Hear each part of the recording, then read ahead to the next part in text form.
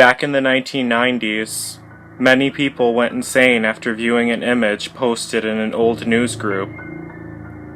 The image was of a figure, which some identified as a woman, standing in the middle of a lonely road.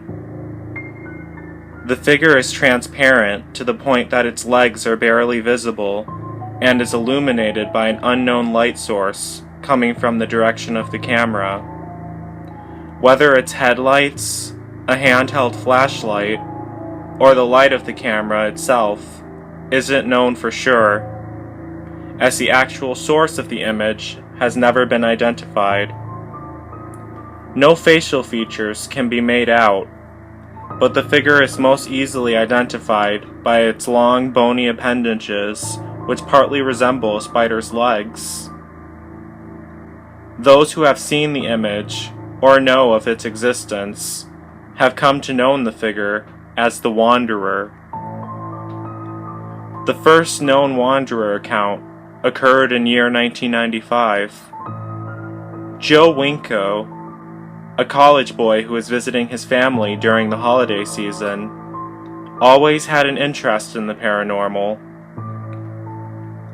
He saw the Wanderer image on a news group, along with a message reading, "Do you see me?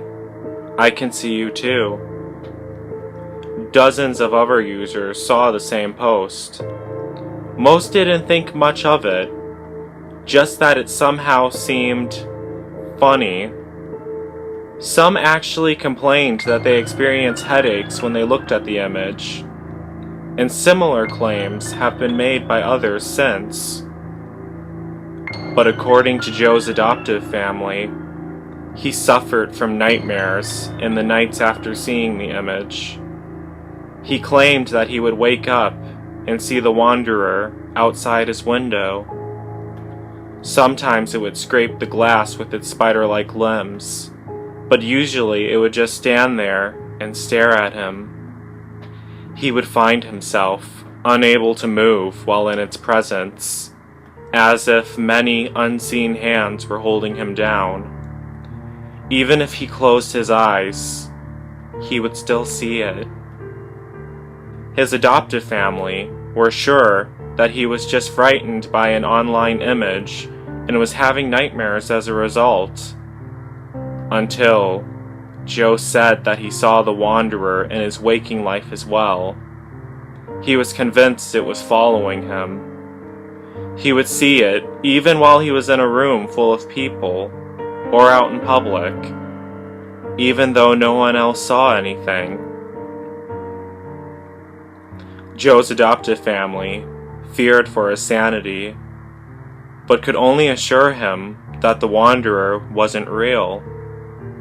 However, Joe only got worse. He began going to extreme lengths to stay awake at night. It started out with caffeine and staying active, but quickly graduated to cutting himself and screaming all through the night. Before long, he wasn't sleeping at all. He was convinced that if he slept again, the Wanderer would come and take him away. His adoptive family knew that they couldn't just wait and hope for the best. Joe needed help. But on the cold winter night of December 5th, 1995, Joe's adoptive mother knocked on Joe's bedroom door, but received no answer. She carefully opened the door, not wanting to disturb or startle Joe, but she still heard nothing. Joe wasn't in his bed. He wasn't sitting at his computer.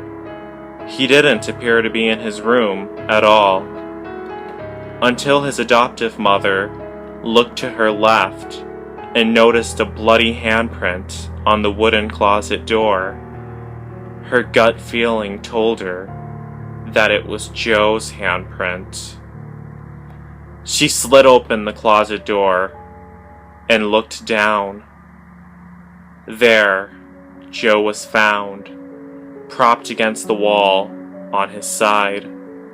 Blood stained the front of his body, having drained from the long slit across his throat. A broken, blood-covered glass shard was clutched in his right hand. He was dead. In his left hand, he was gripping a blood-stained note, which read, "It can't have me now." To this day, Joe's adoptive parents still hear his terrified screams throughout the night. Joe's case is not isolated, though.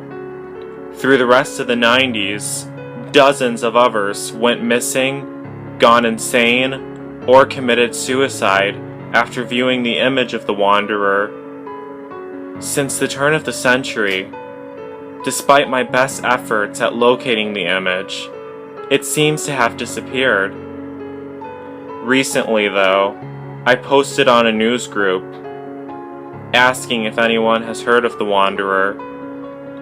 I've done this many times before, and usually there's 1 or 2 people who have heard the story, but no one has seen the image. This time was different. Shortly after posting, I received an email in my inbox. The subject of the email was, "I can see you." The body only read, "Do you see me? I can see you too." There was an image attached with the message. I can't verify whether it's the real Wanderer image or not, but I must warn you that if you choose to view the image, you do so at your own risk.